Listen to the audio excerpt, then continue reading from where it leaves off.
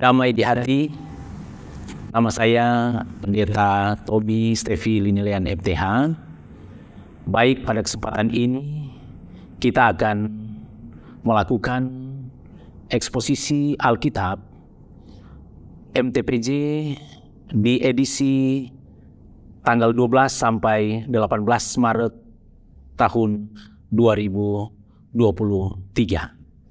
yang terambil dalam Lukas pasalnya yang ke-22, ayatnya yang ke-24 sampai ayatnya yang ke-38. Saudara-saudara yang saya kasihi dalam Tuhan kita Yesus Kristus, orang percaya selalu diperhadapkan dengan dinamika kehidupan di mana persaingan untuk mau mencapai apa yang hendak dia rindukan dan inginkan. Dengan berlomba-lomba untuk mau menjadi yang terdepan, yang terbesar, ataupun yang tertinggi. Dan dalam mana mereka mau melakukan ini, hal ini juga terungkap dalam Alkitab Perjanjian Lama dan Perjanjian Baru tentang bagaimana ada orang saling memojokkan, mau menjatuhkan, semuanya dilakukan demi untuk kepentingan, baik itu kepentingan pribadi maupun kepentingan kelompok. Pergumulan juga lainnya terkadang terjadi di tengah-tengah bagaimana menjadi seorang pemimpin yang berkenan kepada Tuhan. Namun, seringkali terjadi ada beberapa orang pemimpin yang justru menjadi penyebab rusaknya satu hubungan persekutuan, menjauhkan persaudaraan, dan kadangkala memecah belahkan persatuan, bahkan dengan menggunakan hal-hal yang licik. Tetapi juga saudara-saudara, di masa sekarang ini juga muncul berbagai bentuk pengajaran baru yang beberapa di antaranya bertentangan dengan keyakinan Kristen. Demikian pula perkembangan dunia yang semakin maju, di mana saudara-saudara dengan berkembangnya ilmu pengetahuan dan teknologi, sehingga orang dengan cepat dapat menerima berita dengan cepat, bahkan secara langsung maupun tidak langsung mendapatkan satu pengajaran dan pengetahuan yang baik dan yang tidak baik. Semua perkembangan ini dan kemajuan ini tentu patut disyukuri, tetapi juga tentu patut diwaspadai, sehingga dengan bijak akan menggunakan dan menerapkan kemajuan ilmu pengetahuan dan teknologi tersebut. Saudara-saudaraku yang saya kasih dalam Tuhan, melalui pembacaan dalam Lukas pasal 22 ayat 24 sampai 38 ini, maka nama kitab ini diambil dari nama penulis itu sendiri, yaitu yang kita kenal, yaitu Lukas. Injil Lukas ini merupakan kitab pertama yang dialamatkan kepada Theophilus. Theophilus dalam bahasa Yunaninya Theophilos. Nah, kita bisa lihat ini dalam Lukas pasalnya yang pertama ayat 1 dan juga ayat 3, serta kita bisa melihat itu dalam Kisah Para Rasul 1 ayatnya yang ke-1. Menurut para ahli perjanjian baru, Theophilus ini bisa merujuk kepada pribadi dan juga kepada persekutuan jemaat. Oleh karena itu, mari kita melihat Theophilus bisa merujuk pada satu pribadi dan persekutuan jemaat. Pertama, Theophilus merujuk pada seorang pejabat Kristen dalam pemerintahan Romawi yang aktif dalam persekutuan jemaat. Dan kedua, karena kata Theophilus dapat diartikan sebagai kekasih Allah atau dapat dikatakan juga sebagai yang dikasihi Allah. Maka kata ini dapat mengacu pada semua orang yang dikasihi Allah, yaitu jemaat dan komunitas Kristen yang hidup di kota Roma. Saudara-saudara yang saya kasih dalam Tuhan kita Yesus Kristus, menurut para ahli Perjanjian Baru, Lukas adalah seorang tabib. Itu kita bisa lihat dalam Kolose pasal 4 ayatnya yang keempat. Ia adalah seorang teman sekerja Paulus. Itu bisa kita lihat dalam Filemon pasal 1 ayatnya yang ke-24. Dan rekan misionaris dari Rasul Paulus itu dalam 2 Timotius pasal 4 ayatnya yang ke-11. Lukas rupanya adalah seorang petobat Yunani yang menulis untuk memenuhi kebutuhan jemaat yang terdiri dari orang-orang bukan Yahudi di Roma pada sekitar tahun 80-an dan sekitar tahun 90-an sesudah penghancuran Yerusalem pada tahun 70 Masehi. Jemaat ini juga terdiri dari orang-orang kalangan atas, yaitu mereka para pejabat, orang-orang kaya atau the have, bahkan juga ada orang-orang miskin dan sederhana dengan berbagai pergumulan mereka masing-masing.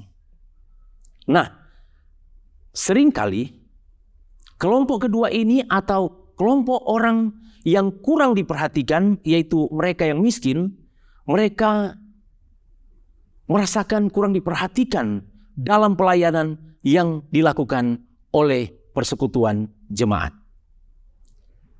Bagi jemaat, ia memberi uraian bahwa Yesus Kristus adalah juru selamat, baik bagi orang Yahudi maupun orang yang bukan Yahudi, dengan mengangkat fakta bahwa tentang segala sesuatu yang dikerjakan dan dilakukan oleh Yesus Kristus sampai pada hari terangkatnya. Sebagaimana kita sekarang ini tengah juga dalam masa-masa minggu-minggu sengsara. Dengan mengangkat fakta itu, Lukas menginginkan agar supaya Theophilus dan para petobat bukan Yahudi serta orang-orang yang ingin mengakui akan kebenaran dalam mengetahui dengan pasti dan tepat apa yang telah diajarkan kepada mereka secara lisan. Nah, kebenaran-kebenaran ini tentu menunjuk pada pengajaran kebenaran Kristus, kebenaran yang mutlak, kebenaran yang absolut, serta dapat melakukannya secara nyata dalam kehidupan persekutuan mereka. Terutama saudara dalam pelayanan kepada kelompok orang-orang yang sering dipinggirkan, orang-orang miskin, orang-orang sakit, orang-orang yang termarginalisasi, yang tidak diangkat harkat dan martabat mereka, bahkan yang lain-lainnya. Itulah dapat saya sampaikan mengantar kita pada pembacaan Injil Lukas ini. Dan pada kesempatan ini juga saya hendak mengajak kepada kita melihat dengan pembagian yang saya dapat bagikan ini dalam 3 pokok pikiran teologis teks. Dalam ayat 24 sampai 30, pertengkaran tentang siapa yang terbesar. Dan dalam ayat 31 sampai 33, tentang penyangkalan Petrus. Dan ayat 34 sampai ayatnya yang ke-38, keadaan murid-murid Yesus pada waktu ia mengutus. Nah, eksposisi teks dalam Lukas 22 ayat 24 sampai 38 ini sebagaimana dibagi dalam pokok-pokok pikiran ini, mari kita melihat dari ayat 24 sampai 30 tentang pertengkaran siapa yang terbesar. Saudara-saudara, bagian ini diawali dengan informasi tentang pertengkaran di antara para murid-murid Yesus tentang siapa yang dapat dianggap terbesar. Nah, terbesar dalam bahasa Yunani, meison, dari kata sifat maskulin tunggal dari kata megas. Itulah terbesar. Terbesar di antara mereka dalam ayatnya yang ke-24 ini. Keinginan untuk memiliki kuasa, ingin menjadi orang besar dan terdepan adalah impian manusia. Hal ini juga nampak di antara murid-murid Yesus yang ingin memperebutkan soal kehormatan, juga kekuasaan, serta mempertentangkan ataupun juga mau merebutkan siapa yang akan menjadi pemimpin di antara mereka. Hal ini menunjukkan saudara-saudara bahwa di antara mereka tidak ada kerendahan hati, tapi justru yang ada hanyalah kesombongan dan keangkuhan untuk berlomba-lomba menjadi seorang pemimpin. Yesus tidak memarahi mereka, tetapi Yesus menunjukkan kebodohan mereka. Pertengkaran yang ada di antara mereka membuat mereka kelihatan bodoh. Seperti raja-raja yang hanya menyukai saja suatu kekuasaan dunia, yaitu ingin memerintah. Dan penguasa-penguasa lain juga yang sama-sama ingin memerintah daripada menjadi pelayan Yesus. Saudara-saudara yang saya kasih dalam Tuhan, Yesus mengatakan, kamu tidaklah demikian. Itu dia tujukan kepada murid-muridnya. Maksudnya, murid-murid Yesus tidak sama dengan pemimpin dunia yang hanya memiliki keinginan memerintah tetapi tidak mau melayani. Malahan Yesus mengatakan kepada murid-muridnya, yang terbesar di antara kamu hendaklah menjadi yang paling muda dan menjadi pemimpin sebagai pelayan. Itu bisa kita lihat dalam ayatnya yang ke-25b. Saudara-saudara, pada masa itu, orang yang paling muda usianya dipandang yang paling rendah dalam kehidupan keluarga, dalam kehidupan sosial, maupun dalam kehidupan agama. Sedang pelayan dipandang sebagai budak yang tidak memiliki kebebasan dan martabat, dipandang paling rendah. Karena itu, tugas seorang pelayan adalah melayani apa saja yang dibutuhkan orang lain. Nah, Yesus memberi penegasan bahwa yang terbesar ialah sama-sama melakukan pekerjaan sebagai pemimpin. Nah, pemimpin di sini bahasa Yunaninya ho hegemus, sekaligus menjadi seorang yang melayani. Dalam bahasanya Yunaninya hos ho diakonon. Jadi sebagai seorang pemimpin, dia juga harus melayani dengan penuh kerendahan hati, melakukan pelayanan yang rendah sekaligus melelahkan demi kepentingan dan kebutuhan orang banyak.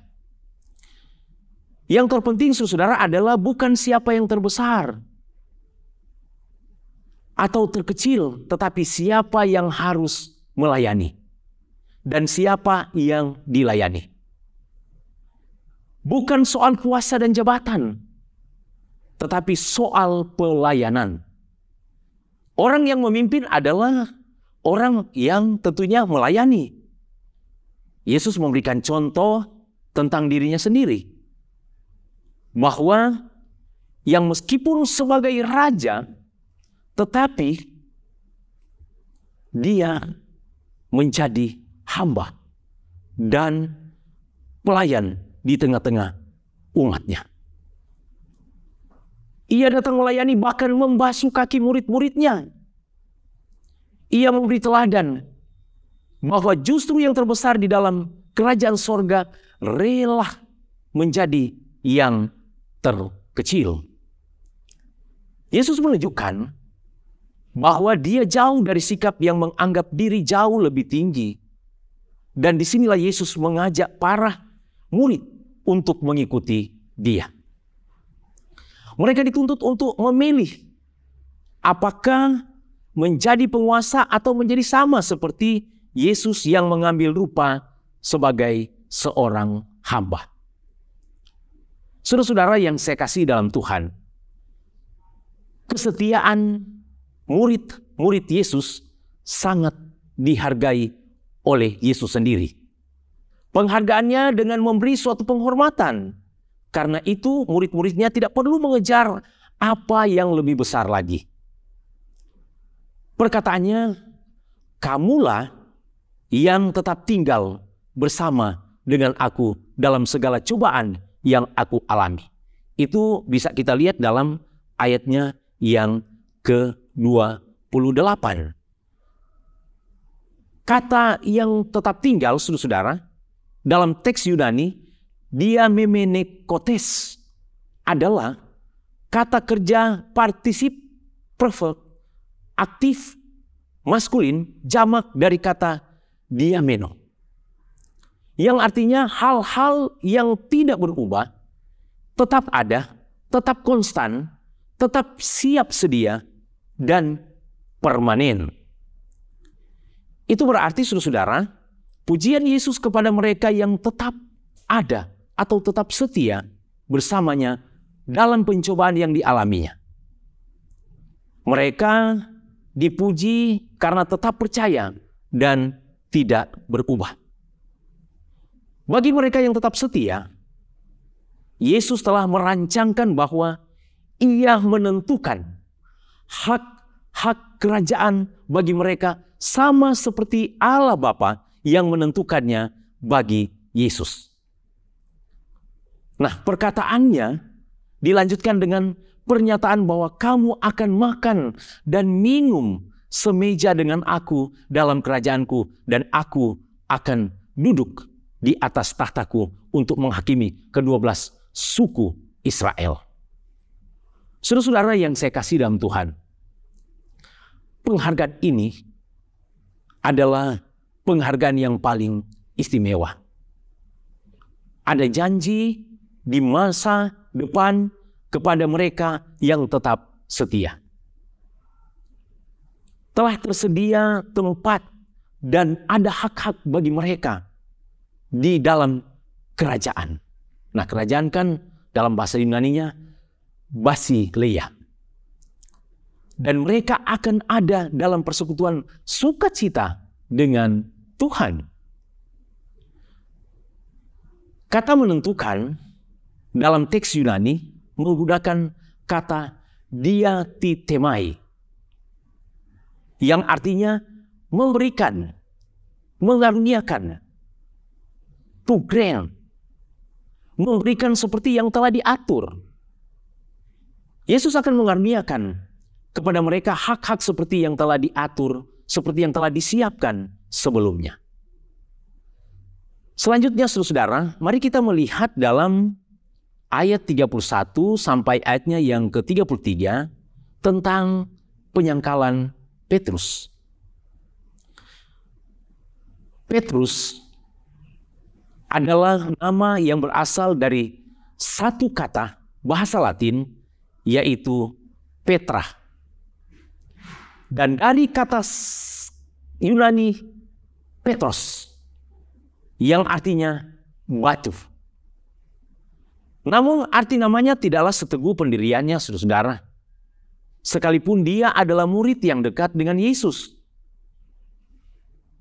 Di dalam bagian ini, Tuhan Yesus mengingatkan Petrus dengan berkata, Simon, Simon, lihat, iblis telah menuntut untuk menampi kamu seperti gandum. Itu kita bisa lihat saudara dalam ayatnya yang ke-31.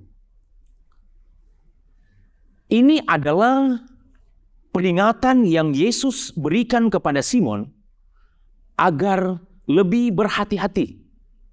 Sebab setiap saat iblis mengintainya.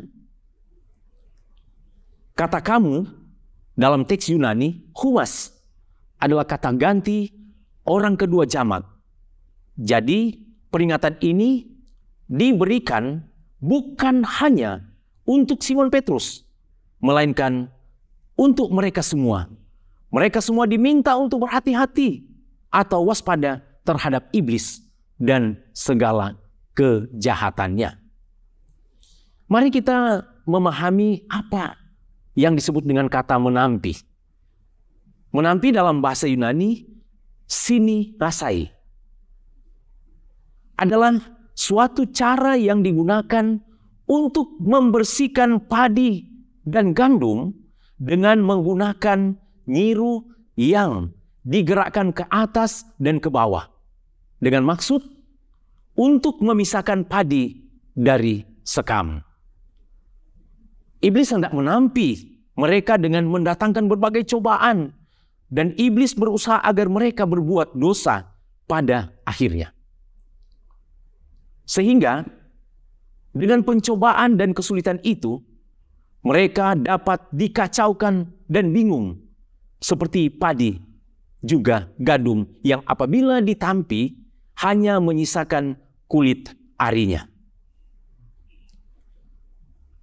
Namun, Yesus tidak membiarkan Petrus dan para murid lainnya.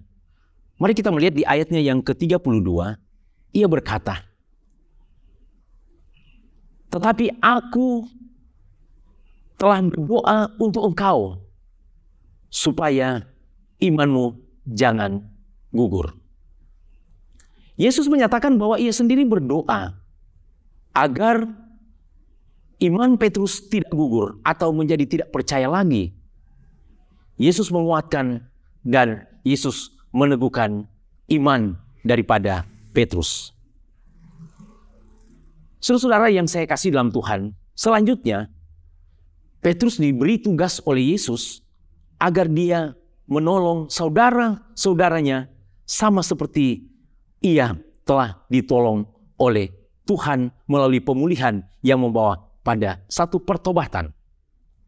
Maka hal yang sama harus dia lakukan kepada orang lain juga. Petrus percaya dan menerima tugas yang diberikan kepadanya. Ia bertekad tetap bersama-sama dengan Yesus. Ini merupakan pengakuan yang luar biasa, saudara-saudara. Kata Petrus, Tuhan, aku bersedia masuk penjara dan mati bersama engkau. Itu dalam ayatnya yang ke-33.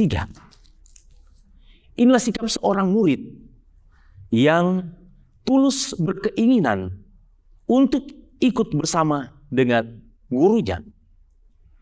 Pada dasarnya Petrus ingin bersama-sama dengan Yesus masuk penjara atau mati sekalipun. Pengakuan Petrus yang pada akhirnya akan menyangkal Yesus. Yesus berkata, itu bisa kita lihat dalam ayatnya yang ke-34, bahwa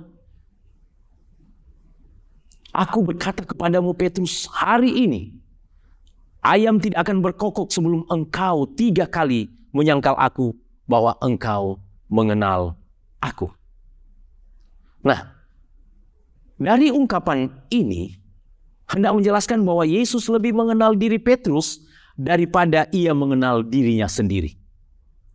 Sebelum ayam berkokok 3 kali adalah tanda yang diberikan Yesus kepada Petrus bila mana penyangkalan Petrus akan terjadi. Disinilah saudara-saudara kita dapat melihat suatu letak kemahakuasaan Yesus bahwa ia adalah Allah yang Maha Tahu dan dia memperingatkan Petrus sebelum peristiwa itu terjadi.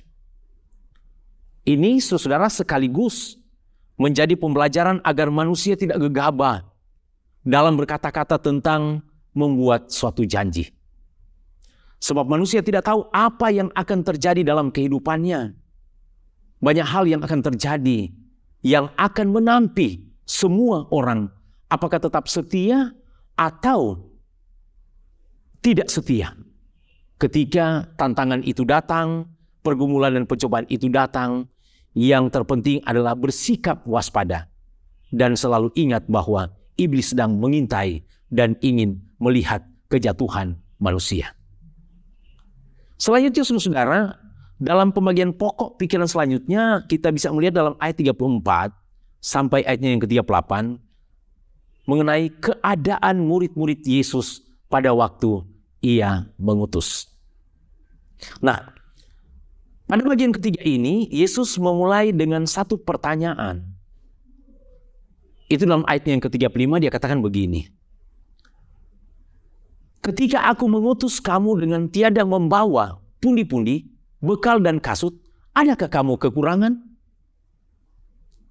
Pada hakikatnya melalui ungkapan ini, Yesus mengingatkan mereka tentang apa yang telah mereka lakukan dan alami bersama Yesus selama bekerja dan selama melayani. Yesus telah membuktikan bahwa ia telah menjadi guru yang baik dan ia telah memelihara kehidupan mereka semenjak mereka meninggalkan segala sesuatu, yaitu pekerjaan mereka, meninggalkan keluarga mereka untuk mengikuti Dia. Mereka juga tidak memiliki uang, bahkan benda berharga sekecil apapun, tetapi mereka sama sekali tidak pernah berkekurangan. Yesus mengakui bahwa Ia yang telah mengutus mereka dalam keadaan yang miskin dan serba kekurangan, tentu menjadi pertanyaan. Mengapa Yesus tidak membekali mereka? Yesus hendak mengajarkan agar mereka jangan bergantung kepada benda ataupun materi lainnya, tetapi mereka harus bergantung pada pemeliharaan Tuhan. Mereka menjawab pertanyaan Yesus dengan berkata, sesuatu pun tidak. Itu dalam ayatnya yang ke-36a. Nah, dari jawaban ini mereka mengakui bahwa mereka sama sekali tidak kekurangan satu apapun karena Tuhan Allah memelihara kehidupan mereka. Yesus juga mengingatkan kepada mereka bahwa tidak lama lagi mereka akan berada pada masa yang sukar, masa yang jauh. Berbeda dengan keadaan mereka saat ini. Nah, sekarang Yesus akan memasuki penderitaan yang harus ditanggungnya. Oleh karena itu kata Yesus dalam ayat yang ke-37a, dia katakan bahwa nats kitab suci ini harus digenapi padaku. Ia akan dihitung sebagai pemberontak. Ini saudara menunjukkan bagaimana Yesus harus menderita dan mati dengan cara yang harus ditanggungnya.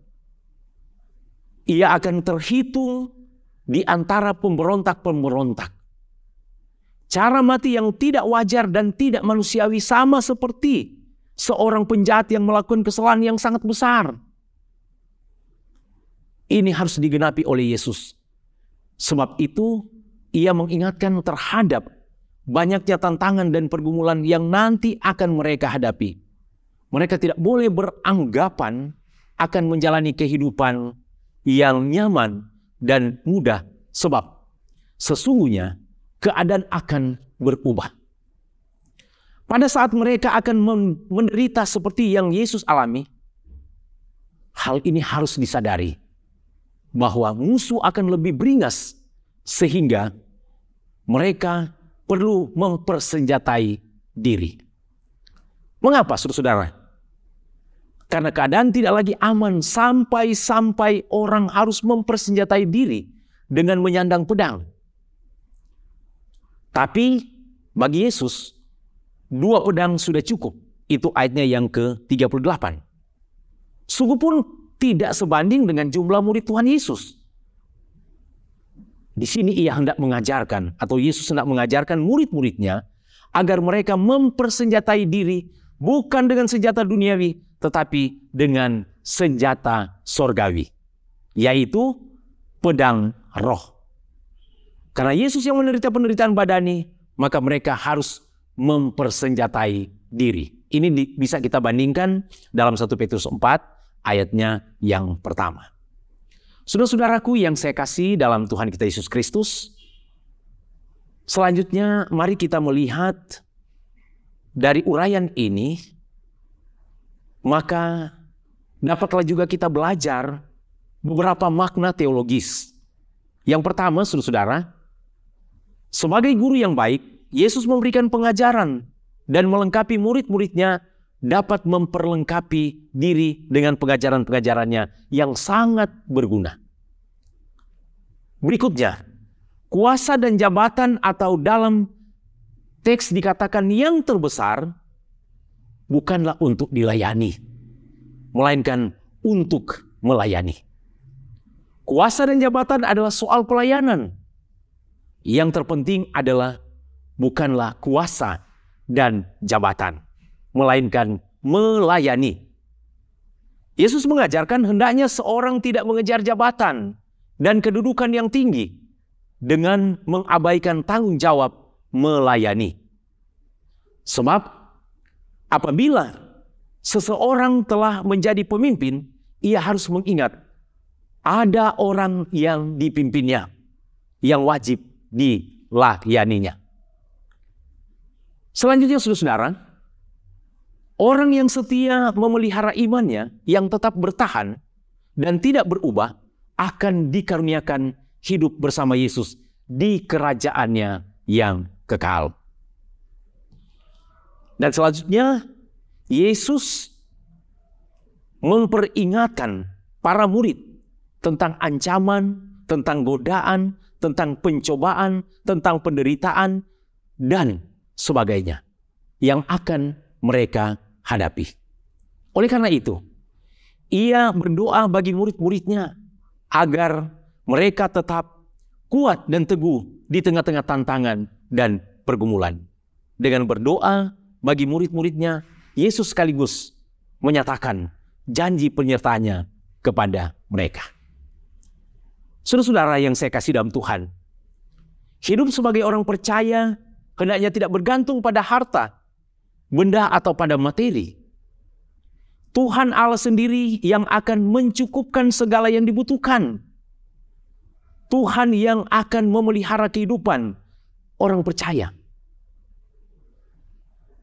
Dan Yesus mengajar para murid untuk tentunya selalu mempersenjatai diri atau mempersiapkan diri untuk menghadapi masa-masa sulit dengan mengungkapkan kenyataan di mana Yesus hendak menguatkan dan hendak mengokohkan kehidupan mereka.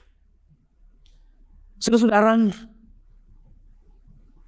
selanjutnya dalam mana kita boleh melihat satu relevansi pesan atau kerikma, maka dalam konteks kehidupan orang percaya saat ini, teks firman Tuhan ini memberikan beberapa pengajaran bagi kita. Pada intinya, teks ini mengajarkan kita untuk memelihara iman kita kepada Yesus Kristus. Dia sebagai Tuhan dan Juru Selamat, serta menuntut kita untuk mempertahankan iman kita dan terus hidup berdasarkan iman tersebut. Oleh karena itu, mari kita melihat. Pertama, kita diajarkan untuk saling mengingatkan. Kita diajarkan untuk saling menegur. Kita saling menopang. Kita saling menguatkan sebagai sesama orang percaya. Agar kita dapat bertumbuh bersama dalam iman kepada Tuhan Yesus Kristus yang adalah Juru Selamat kita. Kedua, setiap orang memiliki impian untuk menjadi yang terkemuka, bahkan berkeinginan untuk memiliki kuasa dan jabatan. Namun, hindarilah cara yang tidak berkenan kepada Tuhan, kelicikan, dan yang menghancurkan. Hendaknya semua yang percaya menjadikan kuasa dan jabatan itu untuk melayani dan mengerjakan karya selamat daripada Tuhan. Dan selanjutnya, dalam kehidupan kita, mari hendaklah semua yang percaya menjadikan kuasa dan jabatan itu untuk melayani. Bahkan juga agar kuasa dan jabatan itu menjadi berkat yang sesuai dengan kehendak Tuhan bagi kehidupan kita. Sebab seorang pemimpin adalah juga seorang pelayan, baik di tengah-tengah kehidupan bermasyarakat maupun di tengah-tengah kehidupan berjemaat. Karena itu milikilah hati sebagai hamba yang nampak dalam hidup, yang mau merendahkan diri dan mau melayani sesama, termasuk orang yang paling kecil sekalipun, demi pelayanan kepada sesama sebagaimana yang sudah diteladankan oleh Tuhan Yesus Kristus. Dia adalah raja yang rela merendahkan dirinya sampai disalibkan mati demi untuk keselamatan manusia. Dan yang ketiga, saudara, tetaplah setia walaupun diperhadapkan dengan berbagai kesulitan dan cobaan hidup. Jangan sampai iman kita lemah sehingga kita mengingkarinya. Tetapi dekatkanlah diri kepada Tuhan melalui firman dan doa serta tentunya giat bekerja. Sebab bagi orang yang setia ada upah yang sudah dia sediakan, yaitu mahkota kehidupan. Janganlah takut apabila kita dicobai. Jangan mengandalkan kekuatan dan kemampuan diri. Tuhan selalu bersama dengan kita sebagai orang yang percaya kepadanya. Sekalipun iblis dengan berbagai cara hendak menjatuhkan kita. Dan yang keempat, saudara, apabila kita dipakai Tuhan untuk tugas pelayanan, hendaklah kita tidak bergantung atau bersandar kepada harta kekayaan ataupun materi. Semua itu tidak kekal dan tidak punya kekuatan untuk menolong. Hiduplah dengan mengandalkan Tuhan, sebab Ia lebih tahu apa yang kita butuhkan dalam kehidupan ini. Dan yang kelima, masalah dan pergumulan adalah bagian daripada perjalanan setiap kehidupan orang percaya. Yang menjadi pertanyaan adalah, bagaimana kita mengatasinya? Manusia tidak punya kekuatan untuk bertahan. Oleh karena itu, mintalah pertolongan kepada Tuhan dan andalkan kuasa-Nya. Teruslah berdoa dan saling mendoakan agar kita dapat keluar dari kesulitan sebagaimana ditulis dalam Yesaya pasalnya yang ke-41 ayat 10. Janganlah takut sebab aku menyertai engkau. Janganlah bimbang sebab aku ini Allahmu. Aku akan meneguhkan engkau, bahkan akan menolong engkau. Aku akan memegang engkau dengan tangan kananku yang membawa kemenangan. Jangan takut karena aku menyertai engkau. Dan yang keenam, rendahkanlah diri dan tetaplah setia. Tekunlah berdoa dan bersandarlah pada perlindungan Tuhan dan percayalah pada firman. Niscaya iman kita tetap dikuatkan sekalipun cobaan dan kesulitan datang silih berganti. Yakinlah, Tuhan Yesus Kristus selalu beserta dengan kita. Dia adalah Allah Immanuel yang memberikan penguatan dan penghiburan sebagaimana firman Tuhan dalam Matius pasal 28 ayat 20b. Dan ketahuilah, aku menyertai kamu senantiasa sampai akhir zaman. Dan mari kita melihat konklusi bahwa orang percaya kepada Tuhan hendak melakukan apa yang dipesankan oleh Tuhan, yaitu menjadi seorang hamba yang rendah hati dan senantiasa mau melayani sesama. Orang yang percaya tidak akan takut dengan tantangan dan cobaan, karena ia tahu Tuhan akan selalu besertanya. Orang yang percaya kepada Tuhan akan tekun berdoa, saling mendoakan, serta tidak mengandalkan materi dalam menjalani hidup, tetapi selalu mengandalkan Tuhan dalam segala hal. Tuhan Yesus memberkati. Amin.